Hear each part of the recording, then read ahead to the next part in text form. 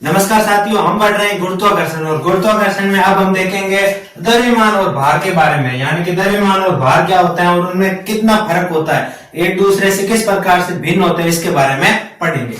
द्रव्यमान किसी वस्तु के जड़त्व को माप को हम यहाँ पर द्रव्यमान कहते हैं, या फिर वस्तु के अंदर उपस्थित पदार्थ की संख्या को हम यहाँ पर द्रव्यमान कहते हैं। मान लिया हमारे पास कोई वस्तु है, उसके अंदर वो जिस चीज से बना हुआ है, उस जिस पदार्थ से वह वस्तु बनी हुई है, वो उनकी संख्या कितनी है, उसको हम यहाँ पर द्रव्यमान कहते हैं। या फिर हम कह सकते हैं पदार्थों का माप यहाँ पर होगा द्रव्यमान।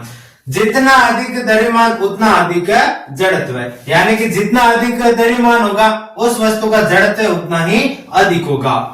द्रव्यमान नियत रहता है, यह एक जगह से दूसरी जगह जाने पर नहीं बदलता है। ब्रह्मांड में हम कहीं पर भी चले जाएंगे तो हमारा द्रव्यमान नियत रहेगा, यह कभी भी परिवर्तित नहीं होता है। मान लिया हमारा जो द्रव्यमान है वो है 30 केजी, तो हम यहाँ से चंद्रमा, मंगल, किसी भी ग्रह पर चले जाएं तो हमारा जो द्रव्यमान होगा वो नियत ही रहेगा, वो 30 किलो ही रहने वाला है। द्रव्यमान का मात्रक होता है केजी, द्रव्यमान का मात्रक होता है केजी। अब हम पढ़ेंगे भार के बारे में। भार क्या होता है, देखिए थोड़ा सा अंतर होता है भार और द्रव्यमान के अंदर। किसी वस्तु का वह बल जिससे यह पिंड की ओर आकर्षित होती है उसे हम यहाँ पर भार कहते हैं। यानी कि भार भी एक प्रकार का बल ही होता है जो किसी गुरुत्वाकर्षण बल के द्वारा या फिर गुरुत्व के बल के द्वारा आकर्षित होता है, उसी को हम यहाँ पर भार कहते हैं। हम किसी भी वस्तु को केजी में या फिर ग्राम में मापते हैं तो हम यहाँ पर वस्तु का द्रव्यमान माप रहे हैं, न कि यहाँ पर भार। हम बोलते हैं कि उसका भार कितना है, तो भार अलग चीज है, भार यहाँ पर पूरी तरह से अलग चीज है। लेकिन द्रव्यमान को हम यहाँ पर किलोग्राम में मापते हैं, न कि भार को।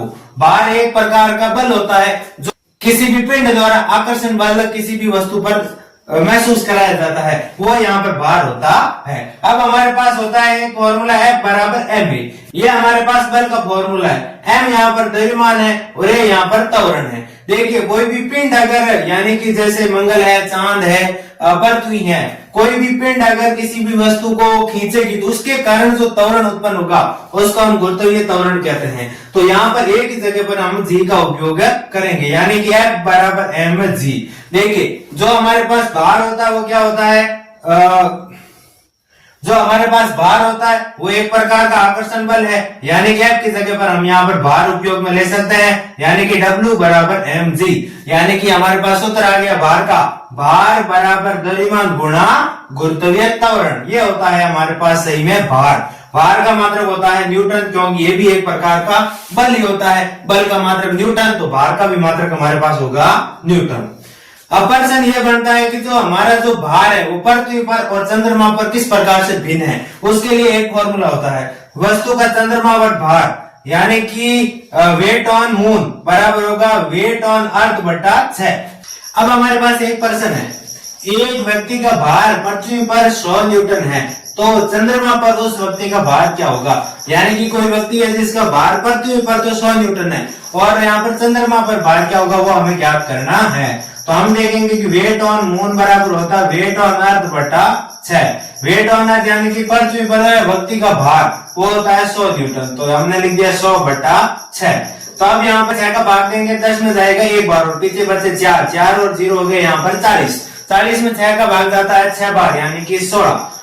तो अब पीछे बचे हमारे पास 4, पीछे बचे हमारे पास 4। अब 4 में तो भाग जाएगा नहीं 6 का, इसके लिए हम यहाँ पर लगाएंगे पॉइंट और यहाँ पर हो जाएंगे 40। यानी कि इस बार 40 में 6 का भाग देंगे तो हमारे पास आएगा 6 और इस प्रकार से भाग आगे जाके चलेगा, यानी कि यहाँ पर होगा 16.67 न्यूटन। कहने का मतलब यह हुआ कि जो हमारा भार पृथ्वी पर तो 100 न्यूटन था, वो चंद्रमा पर भार हो जाएगा हमारे पास 16.67 न्यूटन। तो भार में यह परिवर्तन होता है। लेकिन यहाँ पर द्रव्यमान की बात करें तो वो द्रव्यमान यहाँ पर नियत रहता है, द्रव्यमान यहाँ पर दोनों का समान ही रहता है, चाहे चंद्रमा पर जाओ चाहे पृथ्वी पर आओ, मंगल पर जाओ चाहे किसी भी ग्रह पर जाओ, तो द्रव्यमान तो समान रहेगा। लेकिन जो हमारा भार है वो कंडीशन के अनुसार बदलता रहेगा। भाई बदलता क्यों है, देखिए हमारे पास जो भार होता है वो बदलता है गुरुत्वीय त्वरण के कारण, क्योंकि हर एक पिंड का गुरुत्वीय त्वरण अलग अलग होगा, इसलिए यहाँ पर भार में यहाँ पर परिवर्तन देखने को मिलता है। अब हमारे पास है दाब। एकांक क्षेत्रफल पर लगने वाली बल या प्रणोद को दाब कहते हैं। बल और प्रणोद दोनों समान ही है, अलग अलग शब्द है। बल और प्रणोद अलग अलग शब्द है लेकिन इनका अर्थ समान ही है। प्रणोद का मतलब यहाँ पर बल होता है, तो हमारे पास दाब होता है दाब बराबर बल बटा क्षेत्रफल, यानी कि एकांक क्षेत्रफल पर लगने वाले बल को हम यहाँ पर प्रणोद कहते हैं। एकांक क्षेत्रफल पर लगने वाले बल को हम यहाँ पर दाब कहते हैं। हम पढ़ते हैं इसके मात्रक के बारे में। देखिए इसका ऐसा ही मात्रक होता है पास्कल।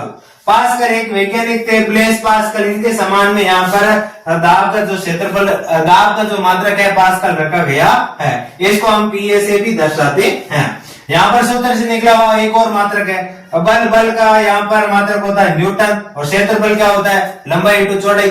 अब लंबाई इंटू चौड़ाई होगा, दोनों ही मीटर में होगा, तो यानी कि मीटर का स्क्वायर, यानी कि न्यूटन प्रति मीटर स्क्वायर। हमारे पास कोई तरल पदार्थ हो तो तरल पदार्थ भी तरल पदार्थ भी दाब लगाता है, उसके बारे में बात करते हैं, यानी तरलों का दाब। देखिए तरल पदार्थ होते हैं कौन कौन से हैं, ये प्रश्न बनता है तरल में कौन कौन आएगा।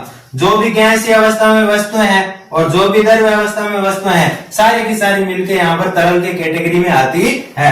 यानी कि गैस और जो द्रव्य होता है वो अगर किसी भी जगह पे दाब लगाते हैं तो उसको हम कहते हैं तरलों में दाब।